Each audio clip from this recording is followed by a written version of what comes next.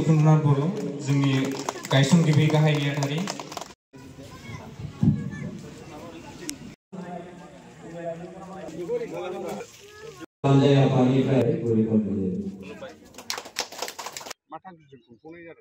थांखियाथ' जोंना मोनब्रै दङ।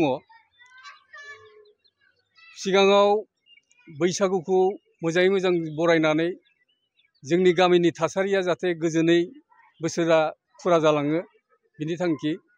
दा बिनि बादैबो जोंनि सोलोंथाइ आयदायाव जोंहा मोनसे गुवारै सावरायलायनाय जायो जाहाथे जोंनि गामिनि फरायसुला फरायसुलिफ्रा दानि बे गोनोखोआरि जुगाव कम्पिटिटिभ जुगाव जाहाथे गुन गोनां सोलोंथाइ लानानै साफा साफा गुनि व्यक्ति रोंखा राखा व्यक्ति राफोद व्यक्ति जानो हायो। जोंनि मेन टारगेटआ बेनो। आरो नैथियाव जाहैबाय बैसागुआ जोंनि बर' हारिखौ सृष्टि खालामग्रा बर' हारिनि बिमा बिफा होलांनाय मोनसे सम्पति बादि। दा बे सम्पतिखौ जोङो माबोरैबा मोजाङै मोजां दैदेनलांनो हायो। बैसागुनि निजस्व बे सुर थानाय दामनाय देनाय थानाय बा मोसानायनि हाव भाव थानाय बेफोरखौ जाहाथे जों अराय सम बे एखे लेथारैनो लांनो हायो, मोनसे खान्थिजोंनो लांबाय थानो हायो। जोंना बे मेन उद्देश्य जाहाथे दोरोदा बैसागुहा निजस्व जितु बैखिष्ट दङ बे बैखिष्टखौ अराय सम बेबादिनो दैदेनलांनो थाखाय जोंनि बे जेनेरेसना जाहाथे सोलोंनानै लानो हायो बेखौ लानानैबो जों खुंनाय जादों। आरो बेहाय मोनसे जोंहा जोङो जिहेतु गामियाव थायो आरो मानसिया मोनसे जिब श्रेष्ठ होनो, बे जिब श्रेष्ठ हिसाबै जोङो समाज खुंनानै थायो। बे समाजफ्राबो जाहाथे गोजोन थासारि जोंनि गामियाव सोलिलांबाय थायो। बे हिसाबै जोंनि गामिनि मानसिफ्रा जाहाथे अराय सम गावजों गाव सहाय सहिदा खालामलायनानै अनलायनायनि गेजेरजों जों गोजोन थासारियै रायजो जालांनो हायो, बेबो मोनसे उद्देश्य।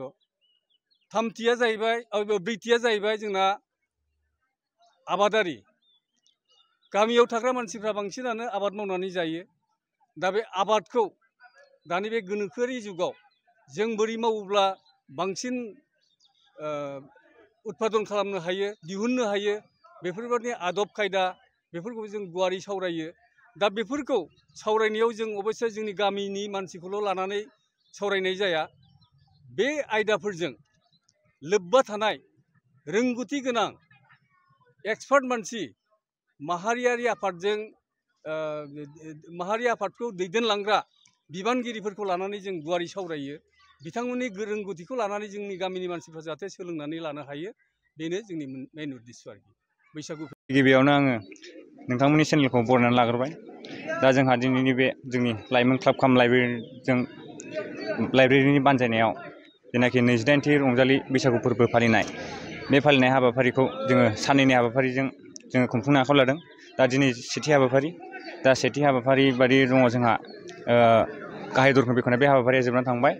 दा जोंहा बिनि उनाव दङ क्लाबनि फिरफिला उरायहोनाय आरो जोंनि जेनाखि गोदोनि समाज सिबियारि आरो साफा सानै मुंख्लंफोर दङ हारिनि थाखाय बावसोमनाय, दा बिथांमोननि मुङै जोङो मान बावगोन। दा बिनि उनावनो जोङो माखासे जोंनि लिटारेरि प्रग्राम आरो स्पर्ट्सनि प्रग्राम आरो दुरुं बोनाय बायदिसिना बायदि मैया प्रग्रामजों जोङो बे हाबाफारिखौ खुंफुंगोन। आरो बेजों लोगोसेनो जोङो गाबोननि जे नैथि हाबाफारि, बे नैथि हाबाफारियाव जोङो खौसेयैनो गामिनि रायजो राजा उन्दै उनला बोराय बेन्थ' आरो गासैबो जोंनि बे बैसागुनि खौसेयैनो जोङो रंजागोन आरो गिदिरफोरखौ जोङो खुलुमगोन आरो उन्दैफोरखौ जोङो मान होगोन, अननाय होबावगोन। आरो गेवलां मेलाव जेनाखि जोंनि गाहाय आलासि, बेखौ जोङो बड'फा इउ एन ब्रह्म कलेज दतमानि मानगोनां गोरायुं मुस्रि सिलाराय सार बिथांखौ जोङो हांख्रायनानै लिंहरनाय जादों। दा जोंहा जर'खा आलासि हिसाबै जोङो माखासे आलासि लिंहरदों आरो एपइन्टेड स्पिकार हिसाबै जोङो CIT कलेजनि प्रफेसार डक्टर बिहुं ब्रह्म बिथांखौ जोङो हांख्रायनानै लिंहरदों। आरो बे गेवलां मेलावनो जोंहा माखासे हाबाफारि लाफानाय जादों। दा जोंहा सिगांनिफ्रायनो जेनाखि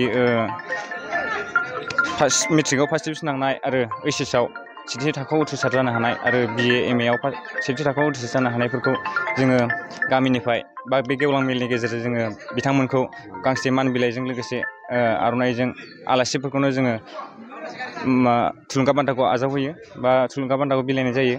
दा बेनि उनाव आरो जोंहा मोनाबिलि हिसाबै दङ जोंहा हारिमु मोनाबिलि।